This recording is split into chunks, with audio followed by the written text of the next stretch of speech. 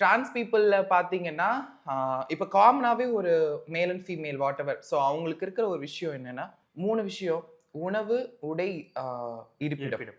So இது 3 தான். இன்னைக்கு நம்ம வந்துட்டு ஒரு ஒரு பிளேஸ், ஒரு வீட்ல நம்ம இருக்கிறதுக்காக தான் ஸ்ட்ரகிள் பண்ணிட்டே இருப்போம்.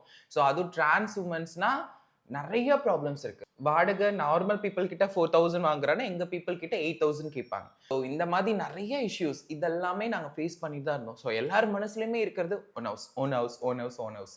ஸோ எனக்கு எப்படிலாம் இருக்கணும், எனக்கு எப்படிலாம் நான் ஒரு வீடுன்றதா எனக்கு இப்படிலாம் இருக்கணும், இதெல்லாம் இருக்கணும் அப்படிங்கிறத ஒரு மினிமலைஸ் பண்ணி நான் இதை பண்ணியிருக்கேன். ஸோ ஆமா, இது ஃபுல்லா என்னோட ஆசை, என்னோட இது.